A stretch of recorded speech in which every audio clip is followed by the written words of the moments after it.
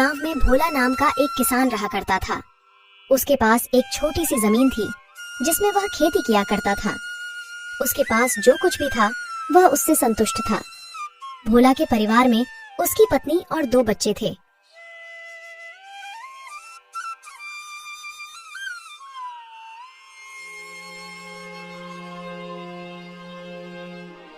अरे भाग्यवान, आज खाना मिलेगा कि नहीं, या मुझे भूखा ही खेतों पर जाना होगा? जी बस बन गया है खाना, मैं अभी बांध देती हूँ।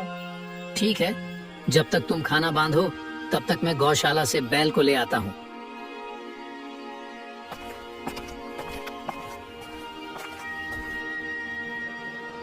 अरे भाग्यवान, जल्दी करो, मुझे खेतों पर भी जाना है। देर हो रही है, सूरज सर पर निकल चुका है। हाँ, यह लीजिए अपना खाना और समय निकालकर पूरा खाना खा लेना। कल इसमें 2 रोटी वापस आई थी। हाँ, वह कल गर्मी ज्यादा थी ना, तो इसलिए 2 गिलास भरकर पानी पी लिया था, तो उसी से पेट भर गया था, इसलिए कुछ रोटी बच गई थी। अच्छा, तो पहले आज पूरा खाना खाना, इसके बाद ही पानी पीना। हाँ भाग्यवान, जैसा तुम कहो। अच्छा, तो मैं चलता हूँ। फिर भोला अपने बैल को लेकर अपने खेतों के लिए निकल गया। खेतों पर पहुंचकर भोले ने काम शुरू कर दिया। कुछ ही देर में बैल चलते चलते थक कर जमीन पर बैठ गया।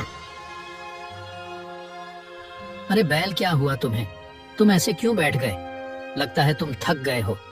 अब तुम भी बहुत बूढ़े हो चुके हो ना, और इतनी कड़ी धूप में तुम चल चल कर थक गए होगे। चलो कोई नहीं, तुम यहीं पर आराम करो, बाकी का खेत मैं जोत लेता हूँ। भोला अकेले ही खेत जोतने लगता है। खेत जोतने के बाद भोला अपने बैल को लेकर घर चला जाता है। राधा, आज खेतों पर हमारा बैल थक कर गिर गया था। अब उसकी खुराक पहले से और ज्यादा करनी होगी, वह बहुत कमजोर हो गया है। अजी, खुद के खाने का तो ढंग से ठिकाना नहीं है, अब इस बैल को कहाँ से खिलाए? आप इस बैल को बेच क्यों नहीं देते? वैसे भी अब ये बूढ़ा हो गया है, ये अब हमारे किस काम का? नहीं राधा, मैं इस बैल को नहीं बेचूंगा। मैंने छोटे से इसको अपने बेटे की तरह पाला है, यह भी हमारे परिवार की तरह है। अब यह बूढ़ा हो चुका है, तो इसकी इस स्थिति पर मैं इसको बेच दूं, ऐसा कभी नहीं हो सकता। ऐसे अगली सुबह फिर भोला खेतों पर अपने बैल के साथ निकल जाता है। भोला खेतों का सारा काम निपटा करके घर को जाता है। इसी गांव में एक जमींदार भी रहता था जो अपने खेतों की जुताई गांव के गरीब किसानों से करवाता था। उसके पास बहुत सारे खेत थे। हाल ही में उसने गांव से थोड़े से दूर एक खेत खरीदा था जिसकी उसे जुताई करवानी थी। अगली सुबह जमींदार भोले के खेतों के पास से गुजर रहा था। तभी वह भोले को खेतों में काम करते हुए देखता है। हीरा, बस थोड़े दिनों की और मेहनत है, एक बार हमारे खेत की जुताई हो जाए, फिर तुझे बस आराम ही आराम करना है। बस थोड़ा सा और मेरा साथ दे दे।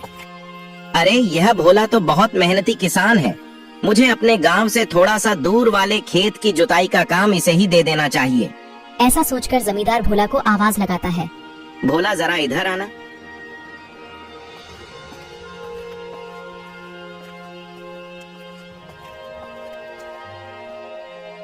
भोला, मुझे तुमसे कुछ काम है।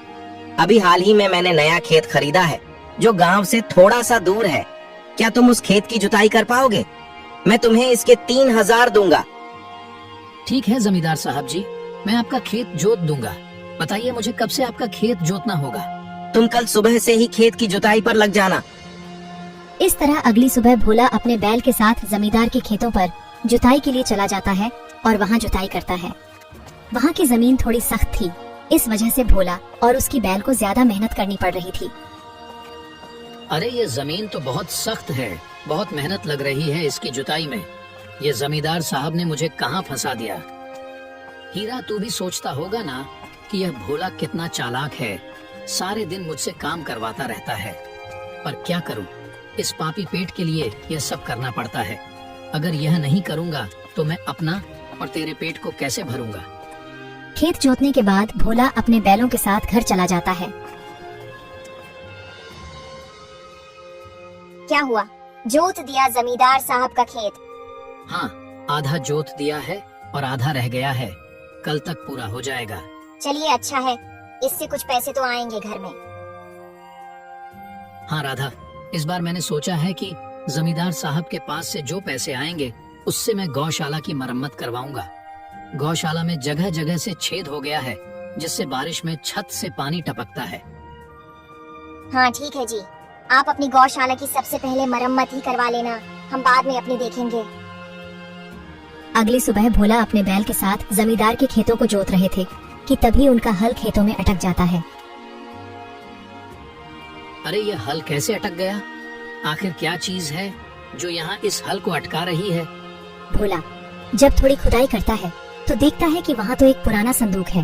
भोला ने संदूक को बाहर निकाला और खोलकर देखा। उसमें बहुत सारे सोने के सिक्के थे। भोला ये देखकर बहुत खुश होता है और वह संदूक को लेकर अपने घर चला जाता है।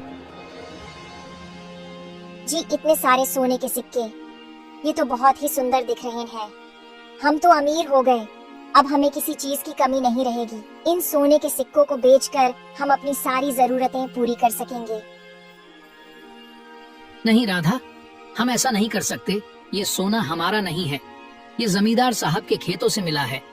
ये जरूर हमसे पहले जो इस धरती पर राजा रहते थे, उन्हीं राजा महाराजा द्वारा छुपाया हुआ सोना होगा जो हमें मिला है। ये हमारा खजाना नहीं है, ये सरकारी खजाना है, इसे हमें सरकार को देना होगा। आप बनते रहिए दानी। अगर आप ऐसे ही दानी बनते रहे ना तो आप जिंदगी में कभी अमीर नहीं बन पाएंगे। जिंदगी भर यूं खेती बाड़ी करते रहना और यह सूखी दाल रोटी खाते रहना।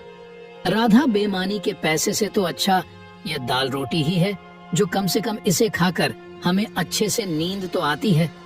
अगर बेईमानी के पैसे की खाएंगे तो क्या भला हमें नींद आ पाएगी? और तुम इस बात को हमेशा याद रखना, बेईमानी का पैसा कभी भी नहीं फलता। ये खजाना सरकार का है, इस खजाने पर केवल सरकार का हक है। मैं कल ही इसे जमींदार जी को देकर आऊंगा। लो कर लो बात, हाथ को आए मगर मुंह नहीं लगे। अगली सुबह भोला संदूक को लेकर जमींदार के पास जाता है और जमींदार को सारी बात बताता है। जमींदार भोला से बहुत खुश होते हैं। वाह भोला, तुमने आज साबित कर दिया कि तुम सच में बहुत ईमानदार किसान हो। मैं तुम्हारी ईमानदारी से बहुत खुश हुआ। इस खजाने पर सरकार का हक है, इसे मैं सरकारी खजाने में जमा करवा दूंगा। और हाँ, तुम्हारी इस ईमानदारी का मैं उनसे इनाम भी दिलवाऊंगा। और भोला, यह लो मेरे खेत को जोतने के पैसे। खजाने को जमींदार जी को देकर भोला वहाँ से चला जाता है। ऐसे ही कुछ दिन बीत जाते हैं। तभी भोला के घर एक व्यक्ति आता है। अरे भाई, इस घर में कोई भोला नाम का व्यक्ति रहता है क्या? इतना सुनकर भोला और उसकी पत्नी बाहर आते हैं। हाँ भैया बोलिए, मैं ही भोला हूँ।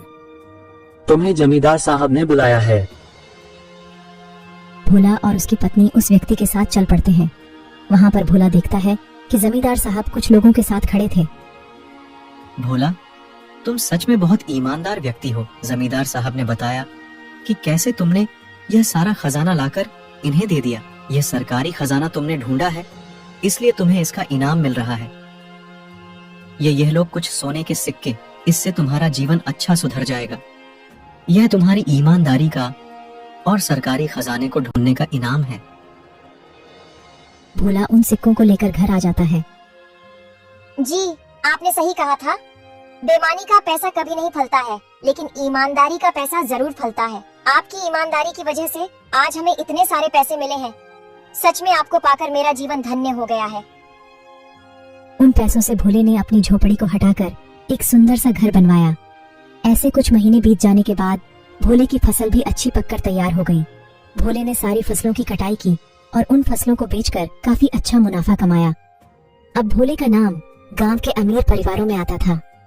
अपनी मेहनत और ईमानदारी की वजह से भोले ने वह सब कुछ हासिल किया जो एक अच्छा जीवन व्यापन करने के लिए जरूरी है।